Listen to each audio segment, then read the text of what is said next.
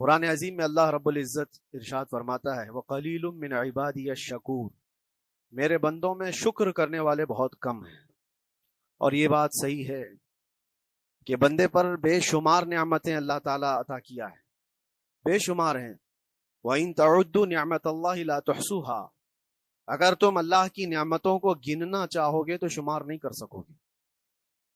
شیخ Saadi رحمۃ اللہ تعالیٰ علیہ فرماتے ہیں کہ تمہارا ایک سانس لینا بھی نعمت ہے، سانس کا باہر نکالنا بھی نعمت ہے، اور اگر صرف سانسوں کی نعمتوں کا شکر ادا کرنے پر بندہ بیٹھ جائے تو پوری عمر اس کی تمام ہو جائے۔ باقی نعمتوں کا کیا ہے؟ بے شمار نعمتوں سے نوازا ہے اللہ تعالیٰ نے، لیکن انسان کی فطرت میں یہ بھی ہے کہ کبھی ایک چیز کی کمی محسوس ہوتی ہے تو وہ واویلا مچاتا ہے، بہت شور کرتا ہے کہ مجھے یہ تکلیف ہوئی، وہ تکلیف ہوئی۔ اس کے صحت کے زمانے کو وہ یاد نہیں کرتا، مصیبت کے زمانے کو بہت جلدی یاد کرتا ہے۔ اسی لیے شکر گزار بندے بہت کم ہیں۔ عادت یہ ڈال لیں، جب مصیبت آئے، کوئی تکلیف آئے، تو ہمارے اندر یہ احساس پیدا ہو جائے کہ میرے گناہ اس سے بھی بڑی مصیبت کے لائق تھے، اللہ نے کم مصیبت عطا کی۔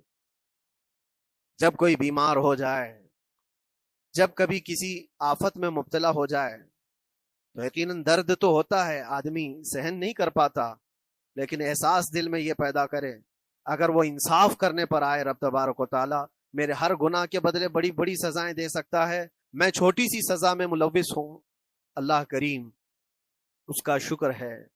اسی طرح سے میرے عزیزو، ایک بات میں آپ کو بتاتا ہوں، خاص طور پر ہمارے قید کے زمانے میں بہت سارے ایسے قیدی جیل کے اندر جانے کے بعد ان کے حالات ایسے ہو جاتے ہیں، وہ نا امید اور مایوس ہو کر کفریہ جملے بکنے لگ جاتے ہیں۔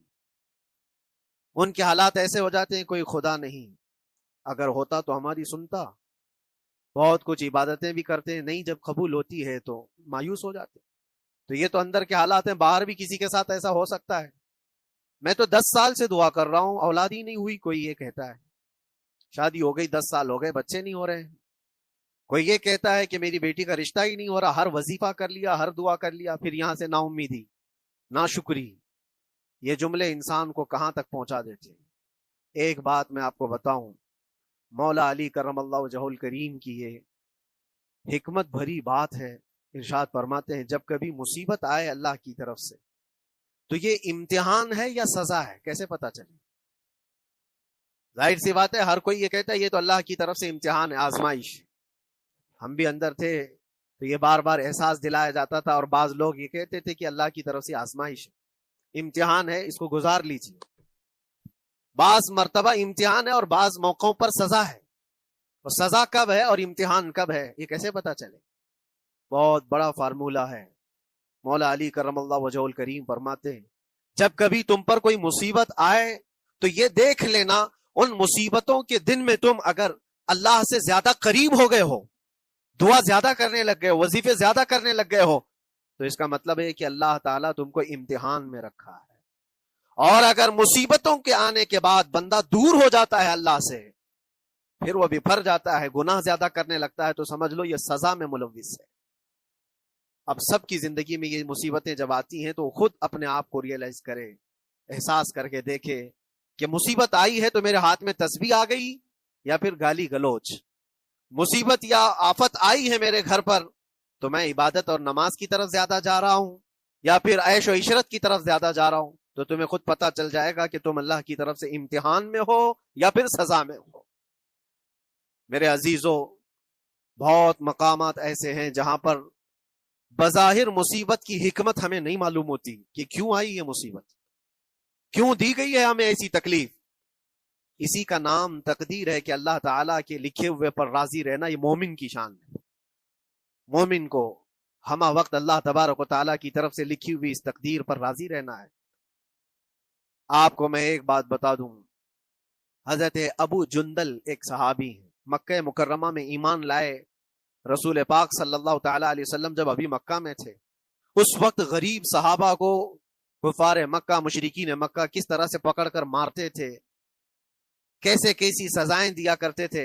اسی اسنا میں اللہ کے نبی صلی اللہ علیہ وسلم ہجرت کر کے مدینہ تشریف لے گئے، لیکن جو ابو جندل تھے یہ قید میں تھے، قید میں تھے, ان کا باپ خود ان کو قید میں رکھا ہوا تھا, اور ایسی قید کہ زنجیریں بندھی ہوئی رہتی تھی, مسلسل کئی سال گزر گئے. حضور پاک صلی اللہ تعالی علیہ وسلم کی ہجرت کے 6 سال گزر جانے کے بعد 7واں سال تھا جب آپ کو بتاؤں حدیبیہ کا وہ منظر پیش آیا جس کو صلح حدیبیہ کہا جاتا ہے. تقریباً 1400 صحابہ کے ساتھ رسول کریم صلی اللہ تعالی علیہ وسلم عمرہ کرنے کے لیے آئے, لیکن اس وقت مکہ کے کفار و مشرکین مکہ سے تقریباً 35 کلومیٹر باہر دور آپ کا راستہ روک لیا, کہا ہم آپ کو عمرہ کرنے نہیں دیں گے, آپ کے اصحاب کو, آپ کے صحابہ کو ہم مکہ میں انٹر ہونے نہیں دیں گے. جنگ جیسی نوبت آ گئی تھی, لیکن حضور پاک صلی اللہ تعالی علیہ وسلم اور صحابہ احرام پہن کر کے عمرہ کرنے کے لیے آئے.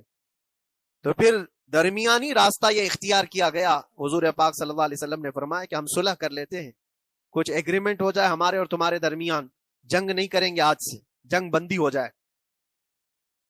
تو کفار مکہ اس بات پر راضی ہوئے, اور اس کے بعد صلح جس کو کہتے ہیں صلح حدیبیہ, یہ بہت مشہور ہے. صلح حدیبیہ ہوئی, اس میں سارے پوائنٹس جو لکھے گئے تھے ایگریمنٹ کے اندر وہ سب مکہ والوں کی حمایت میں زیادہ تھے. دبا کر کے انہوں نے صلح کی تھی اس طرح سے ان کے نظام کے مطابق. یعنی اگر کوئی مکہ سے بھاگ کر مدینے جائے تو انہوں نے ایگریمنٹ میں لکھایا تھا کہ آپ کو وہ شخص ہمیں واپس کرنا پڑے گا, اور اگر مدینے سے کوئی بھاگ کر ہمارے پاس آئے تو ہم اس کو اپنے پاس رکھیں گے, ہم باہر واپس نہیں بھیجیں گے. تمہارا کوئی آدمی ہمارے پاس آ گیا بھاگ کر کے, یا ہمارا ہی وہاں رہنے والا کوئی آدمی آ گیا آپ کی امان سے نکل کر کے, تو ہم اس کو اپنے پاس رکھیں گے. ایسی بہت ساری شرطیں تھیں. میں کیوں کہہ رہا ہوں یہ بات سن لیجیے. یہ صلح حدیبیہ ہو گئی, ایگریمنٹ ابھی لکھا جانا تھا. وہ ابو جندل صحابی جو کئی سالوں سے مکہ میں قید میں تھے, زنجیریں توڑ کر کے وہ باہر نکل آئے, اور جب ان کو یہ خبر ملی کہ مکہ سے 35 کلومیٹر دور اللہ کے نبی صلی اللہ تعالی علیہ وسلم اپنے صحابہ کے ساتھ پڑاؤ ڈالے ہوئے ہیں اور تشریف لانے والے ہیں, کسی طرح بچ بچاتے ہوئے وہ وہاں پہنچ گئے حدیبیہ کے مقام پر. جیسے ہی وہ پہنچے صحابہ میں ایک شور ہو گیا. صحابہ جانتے تھے کہ کتنے سالوں سے ابو جندل قید میں ہے, طرح طرح کی اذیتیں اٹھاتا ہے, بہت مصیبتیں اٹھائی ہیں ابو جندل نے. دیکھا ان کے جسم پر پورے زخموں کے نشان تھے, ہاتھوں اور پیروں میں زنجیریں لٹکی ہوئی تھیں. وہ اسی حالت میں صحابہ کے پاس آ گئے. صحابہ سب نے سینے سے سینہ لگایا, استقبال کیا. ابو جندل تم آ گئے ہمارے پاس, آ گئے. اب بات سنو, بڑی حیرت کی ہے. ایگریمنٹ لکھا جا رہا تھا اور ابو جندل مکہ سے فرار ہو کر کے آئے تھے. ابو جندل کا جو باپ ہے اور دوسرے جو رئیس مکہ کے تھے, قریش کے سردار, سبوں نے ہاتھ روک لیا اور کہا ہمارا ایک آدمی بھاگ کر آپ کے پاس آیا ہے, ایگریمنٹ کے مطابق اس کو آپ ہمیں واپس کرنا ہوگا, واپس لوٹانا ہوگا. مکہ میں رہنے والا شخص آپ کے پاس آیا ہے, وہ ہمارا قیدی ہے. حضور پاک صلی اللہ تعالی علیہ وسلم نے فرمایا ابھی تو لکھا نہیں گیا, اس سے پہلے وہ آیا ہے, چھوڑ دو اس کو, اس کے بعد جو بھی ہوگا اس پر عمل کریں گے. مکہ والوں نے کہا نہیں, ہم نہیں مانتے اس چیز کو. حضور پاک صلی اللہ تعالی علیہ وسلم نے یہاں تک فرمایا اس ایک شخص کو میری ضمانت میں دے دو, باقی تمہاری ساری شرطیں منظور کر لی جائیں گی. وہ رحمت للعالمین. نبی اکرم صلی اللہ تعالی علیہ وسلم اپنے غلاموں پر رحم کیسے نہ کریں.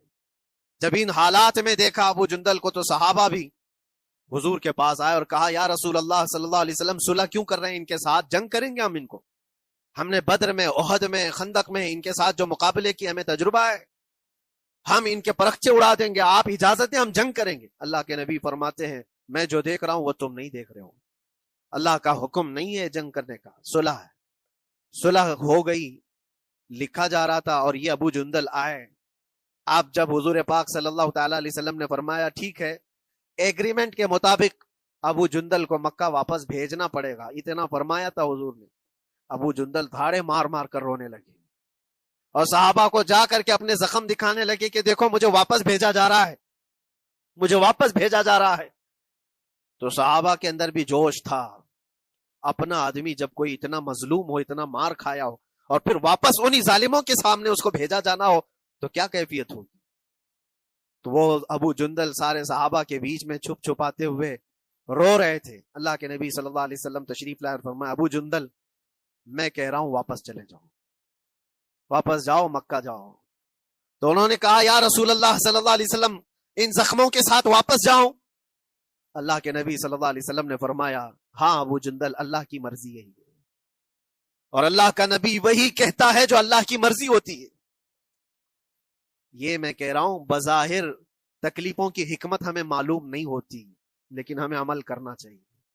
نبی پاک صلی اللہ تعالی علیہ وسلم کا جب حکم ہوا، ابو جندل انہی زنجیروں کے ساتھ ان کے باپ کے حوالے کر دیے گئے. وہ گھسیٹتے ہوئے لے جا رہا تھا، گھسیٹتے ہوئے واپس انہی قیدیوں کی طرح لے جا رہا تھا. سب کی آنکھوں میں آنسو تھے، لیکن حکمت الہی کیا ہے یہ کون جانتا ہے. بظاہر اللہ تبارک و تعالیٰ کی طرف سے یہ دی ہوئی آزمائشیں، یہ تکلیفیں، اس کی حکمت وہ بہتر جانتا ہے.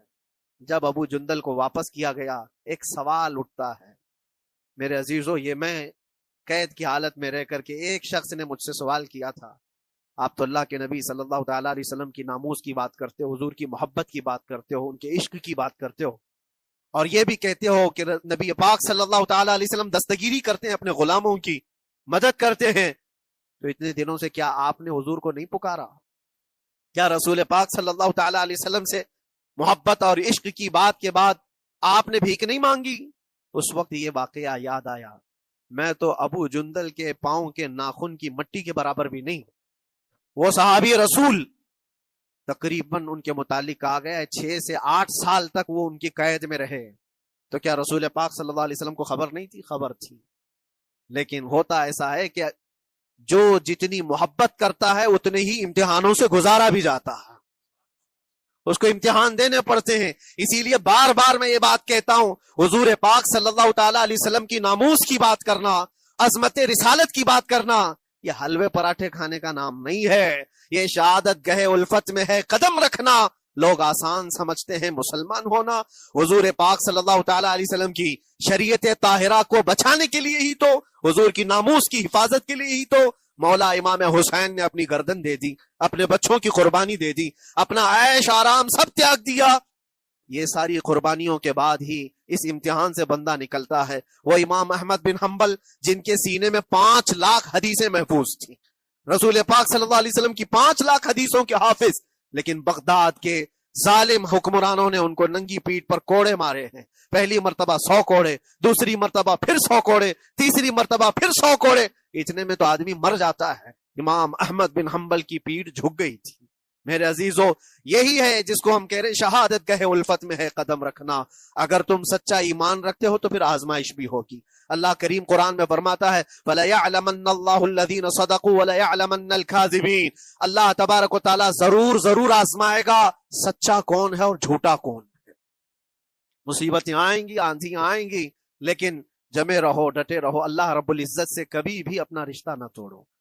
اور جو تمہارے اندر ایمان ہے، توکل اور یقین ہے، ذرا برابر بھی فرق آنے نہ پائے.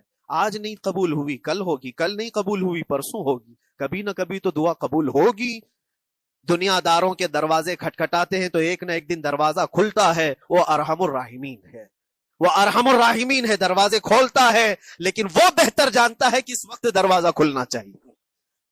ہم اپنی مرضی کے مطابق رب کو نہیں چلا سکتے. مولا تعالیٰ جیسا چاہے ہمیں ویسا چلنا چاہیے.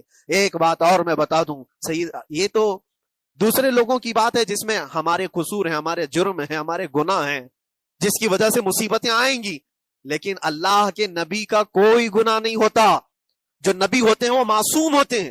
سیدنا یوسف علیہ الصلوۃ والتسلیم اللہ کے نبی، اللہ کے نبی ابراہیم علیہ السلام کے بیٹے اسحاق علیہ السلام، اسحاق علیہ السلام کے بیٹے یعقوب علیہ السلام، یعقوب علیہ السلام کے بیٹے یوسف علیہ السلام، جن کی نسل میں انبیاء کرام، جو پورا خاندان نبوت کا ہے، وہ یوسف علیہ السلام کن کن مقامات سے گزارے گئے. پہلے بھائیوں نے کنویں میں پھینک دیا، اور اس کے بعد اس زہریلے کنویں سے وہ نکالے گئے. جنگل میں کوئی نہیں تھا جب ان کے بھائیوں نے کنویں میں پھینکا تھا. اس وقت ایک قافلہ جا رہا تھا، انہوں نے ڈول ڈال کر کے نکال لیا اور پھر لے کر کے گئے. یہاں سے کنویں سے تو نکالے، لیکن آگے کی زندگی کیا ہے؟ مصر کے بازار میں لے جا کر قافلے والوں نے بیچ دیا. یوسف علیہ السلام پھر خریدے گئے. کس کے ہاں؟ عزیز مصر، بادشاہ مصر کے گھر میں. اور وہاں پر زلیخا آپ پر فدا ہوئی. پھر آپ پر الزام بھی لگایا گیا، اور اس الزام کی بنیاد پر آپ کو جیل بھیجا گیا. اللہ کے نبی کے دامن پر پیوند تو ہو سکتا ہے، دھبا نہیں ہوتا. کسی گناہ کا تصور بھی وہ نہیں کرتے، وہ معصوم ہوتے ہیں. لیکن بغیر کسی قصور کے، بغیر کسی جرم کے آپ کو جیل بھیجا گیا. یوسف علیہ الصلوۃ والتسلیم جیل جب گئے وہ نبی ہو کر کے، اور اس کے بعد دن کٹتے رہے. دن کیسے، ہفتے، ہفتے کیا مہینے، مہینے کیا سال. یوسف علیہ الصلوۃ والتسلیم کے 7 سال گزر گئے. جب کبھی کسی انوسینٹ کو، بے قصور آدمی کو تکلیف دی جاتی ہے تو اس کو احساس زیادہ ہوتا ہے، اور جرم کی وجہ سے جب کوئی تکلیف میں آتا ہے تو کمپرومائز کر لیتا ہے، میں ایسے غلطی کیا تھا مجھے یہ جھیلنا پڑ رہا ہے.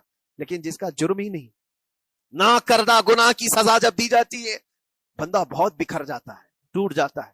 لیکن وہ اللہ کے نبی تھے، توکل کیسا تھا، یقین کیسا تھا، صبر کے ساتھ نکالے. لیکن ایک بہت پیاری بات ہمیں ملتی ہے میرے عزیزوں، وہاں قیدی اور بھی تھے، اور یوسف علیہ السلام کو اللہ تعالیٰ نے ایک معجزہ عطا کیا تھا. وہ خوابوں کی تعبیر سچی سچی بتاتے تھے. خواب کی تعبیر ہوا کرتی ہے، جو بھی خواب دیکھتا ہے آدمی اس میں اشارہ ہوتا ہے اللہ کی طرف سے. تو 2 قیدیوں نے خواب دیکھا تھا، یہ قرآن پاک کے سورہ یوسف میں پورا موجود ہے 12ویں پارے میں. 2 قیدیوں نے خواب دیکھا، اپنا اپنا خواب انہوں نے بیان کیا یوسف علیہ السلام کو. ایک قیدی نے دیکھا کہ وہ سر پر روٹیاں رکھ کر کے لے جا رہا ہے اور پرندے نوچ نوچ کر کھا رہے ہیں. دوسرے نے دیکھا کہ وہ انگوروں کو نچوڑ کر کے اس کے رس پی رہا ہے. تو انہوں نے بتایا یوسف علیہ السلام کے پاس ایسا ایسا ہم نے خواب دیکھا ہے، اس کی تعبیر کیا ہو سکتی ہے؟ سیدنا یوسف علیہ السلام فرماتے ہیں میں دونوں کے خواب کی تعبیر بتاؤں گا، لیکن اس میں سے ایک بندہ، اس سے آپ نے کہا تو وعدہ کر کے میرا بھی کام کرے گا، میرا بھی ایک کام ہے تو کرے گا. 7 سال گزر گئے تھے. جو بادشاہ مصر تھا وہ بھی بدل چکا تھا، جس نے قید میں ڈالا تھا وہ ختم ہو گیا، دوسرا آیا، تیسرا آیا، جو بھی آیا، لیکن حکومت بدلی ہوئی تھی. تو خواب کی تعبیر بتانے سے پہلے ایک قیدی سے یوسف علیہ السلام نے کہا کہ میرا کام تو کرے گا. اس نے کہا ہاں آپ جو کہیں گے میں کروں گا. تو سنو، تعبیر یہ ہے جس کے سر پر روٹیاں رکھی ہوئی اور کوے کھا رہے تھے یا پرندے کھا رہے تھے، اس کی تعبیر یہ ہے کہ عنقریب تجھ کو موت کی سزا سنائی جائے گی. وہ غمگین تھا. دوسرے سے کہا تو انگور کے رس نچوڑ کر پی رہا تھا، تیرے خواب کی تعبیر یہ ہے کہ عنقریب تجھ کو رہا کر دیا جائے گا، تو آزاد ہوگا، اور تجھ سے ہی میرا کام یہ ہے کہ آزاد ہو کر جائے گا تو تو موجودہ وقت کے جو بادشاہ ہے شاید اس کی فوج میں شامل ہو جائے یا اس کے سپاہیوں میں وزیروں میں، تو میری یہ بات اس تک پہنچا دینا پچھلے 7 سالوں سے بے گناہ بے قصور ایک قیدی اندر ہے، اس کو آزاد کر دیا جائے، اس کو آزاد کر دیا جائے. اس نے کہا بالکل، اگر میں چھوٹا تو آپ کا ایک کام ضرور کروں گا. سنیے بات، چند دن نہیں گزرے تھے کہ اس ایک قیدی کو موت کی سزا ہو گئی، اس کو موت کی سزا سنائی گئی اور پھانسی ہو گئی. دوسرا یہ جو قیدی جس کو آپ نے رہائی کی خوشخبری دی تھی، اس کی بھی رہائی کی خوشخبری آ گئی، وہ آزاد ہو گیا. لیکن قرآن پاک میں ہے آزاد ہو کر جب جاتا ہے آدمی تو پچھلا بھول جاتا ہے. اکثر ایسا ہی ہوتا ہے، کیا جیل کے دوست کون تھے کیا تھے کچھ پتا نہیں، اور آدمی تو یہ سوچتا ہے دوبارہ کبھی ادھر کے دروازے کو بھی نہ دیکھو. آیا اور بھول گیا. یوسف علیہ السلام نے جو کام دیا تھا وہ بھول گیا. یہاں تک کہ قرآن میں اللہ فرماتا ہے کئی سال گزر گئے، 1-2 دن نہیں، سالوں گزر گئے، اور وہ بادشاہ کی فوج میں شامل تھا یا بادشاہ کے مصاحبین میں شامل تھا، قریبی لوگوں میں. ایک زمانے کے بعد مدت ہوئی، اور اس وقت سوچیے آپ کتنا وقت حضرت یوسف علیہ السلام نے کاٹا ہوگا. ایک دن آپ بے اختیار رو پڑے اللہ کی بارگاہ میں. یہ میں آپ کو بتا رہا ہوں، کبھی کبھار انسانی فطرت کا تقاضا ہے، اللہ تبارک و تعالیٰ کی بارگاہ میں رو پڑے اور کہا اے رب العالمین، اے ارحم الراحمین، یہ دن کب ختم ہوں گے؟ یہ جس طرح سے مجھے جیل کی سلاخوں کے پیچھے بند کیا گیا ہے، ان مصیبتوں سے کب آزادی ہوگی میرے مولا یا ارحم الراحمین؟ جواب رب تعالیٰ کی طرف سے آیا. یہ ہمارے اور آپ کی بات نہیں ہے، یہ اللہ کے نبی کی بات ہے. اب سنو، یوسف علیہ السلام کو جواب آیا اے یوسف، جب تجھے جیل سے نکلنا ہی تھا، تجھے باہر جانا ہی تھا، تو دنیا کے بادشاہ کے سامنے کیوں ریکویسٹ رکھا، میرے سامنے رکھ دیا ہوتا. اللہ اکبر، یہ توکل کا اعلیٰ درجہ ہے. اتنی مصیبتوں کے بعد بھی تم نے اس سپاہی کو کیوں اپنا قاصد بنا کر بادشاہ کے سامنے بھیجا کہ میری آزادی ہو جائے؟ یوسف علیہ السلام بہت روئے سجدے میں گر کر کے، مولا مجھے معاف کر دے، اور میرے ہر شے کا تو مالک ہے، اب میں زندگی بھر قید میں رہوں یا آزاد رہوں یہ تیری مرضی پر ہے۔ میرے عزیزو، پھر یوسف علیہ السلام کے ساتھ کیا ہوا؟ بادشاہ نے خود ایک خواب دیکھا اور وہ پریشان تھا، خوابوں کی تعبیر کوئی بتا نہیں رہا تھا۔ تب اس قیدی کو چھوٹے ہوئے کو یاد آئی بات کہ جیل میں ایک آدمی ہے جو سچی سچی تعبیر بتاتا ہے۔ پھر اس نے بادشاہ سے کہا ایک قیدی بہت شریف اور صالح ہے، وہ سچی تعبیر بتائے گا، آپ کہے تو میں اس کو لے آؤں۔ اور اس نے مجھے یہ کہا بھی تھا کہ اس کو آزاد کرنا ہے، آپ کے پاس ریکویسٹ رکھنی ہے کہ وہ بے قصور قید میں ہے۔ بادشاہ نے معلومات حاصل کی اور اس کے بعد پروانہ دے دیا کہ اس قیدی کو آزاد کیا جائے جس کو بے قصور رکھا گیا ہے، اور میرے خواب کی تعبیر بتائی جائے۔ یوسف علیہ الصلوۃ والتسلیم کو لوگ آئے لینے کے لیے۔ اب یہاں منظر اور ہے میرے عزیزوں، کہا کہ بادشاہ نے خواب دیکھا، اس کی تعبیر بتائے۔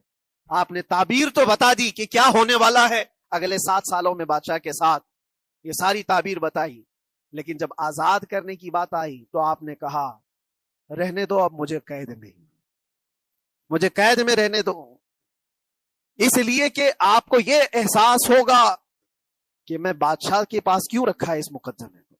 لیکن بعد میں بادشاہ اور اس کے مصاحبین اور اس کے وزیر آپ کو اصرار کرتے ہوئے لے گئے اور لے جا کر کے سیدھے وزیر اعظم کے تخت پر بٹھا دی، سیدھے وزیر اعظم کے تخت پر بٹھا دیا۔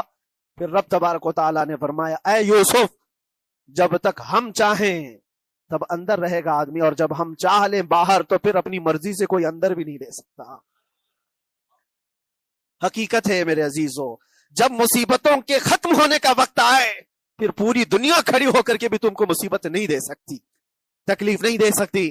اور رب تبارک و تعالیٰ نے فرمایا وَإِن يَمْسَسْكَ اللَّهُ بِضُرٍّ فَلَا كَاشِفَ لَهُ، اگر تم کو اللہ کی طرف سے کوئی مصیبت آئے تو کوئی اس کو ہٹانے والا نہیں ہے۔ وَإِن يَمْسَسْكَ اللَّهُ بِخَيْرٍ فَلَا رَادَّ لِفَضْلِهِ، اور اگر اللہ تبارک و تعالیٰ کوئی بھلائی کسی بندے کو دے دے تو دنیا کی کوئی طاقت اس کو روک بھی نہیں سکتی۔ آج اگر رب تبارک و تعالیٰ ہم کو کوئی مقام اور مرتبہ دے دے، کوئی عزت اور انعام دے دے، سارے کتے بھونکتے رہیں، اس انعام کو کوئی رد نہیں کر سکتا۔ اللہ تبارک و تعالیٰ کا دیا ہوا فضل اس کو کوئی کاٹ نہیں سکتا، اور اس کی دی ہوئی مصیبت کو کوئی دوسرا ٹال بھی نہیں سکتا۔ اسی لیے آؤ لگے رہو اسی بارگاہ میں اور عرض کرو کہ مولا مجھ سے جو خطائیں ہوئی ہیں اس کو درگزر فرما دے، اور جس طرح کی بھی تو زندگی دیا ہے یہ تیرا شکر ہے مولا، شکر ادا کرنے کی عادت ڈال لو۔ اللہ تبارک و تعالیٰ فرماتا ہے لَإِن شَكَرْتُمْ لَأَزِيدَنَّكُمْ، اگر تم شکر ادا کرو گے تو میں اور زیادہ عطا کروں گا، اور زیادہ عطا کروں گا۔ آج اگر تھوڑی سی مصیبت ہے تو شکر ادا کرو کہ مولا بڑی مصیبت تو نہیں آئی ہے، یہ بھی تیرا کرم ہے، تیرا احسان ہے۔ مصیبت زدہ لوگوں کو دیکھتا ہوں تو پھر میں یہ کہتا ہوں ہاتھ بھی سلامت ہے، پیر بھی سلامت ہے، آنکھ بھی سلامت ہے، زبان بھی سلامت ہے، دماغ بھی چل رہا ہے، کیا یہ شکر کرنے کا موقع نہیں ہے؟ یہ شکر کرنے کا مقام نہیں ہے؟ آؤ ہر دن اللہ کا شکر ادا کرو، شکایتیں کم کرو، اللہ تبارک و تعالیٰ کو یہ زندگی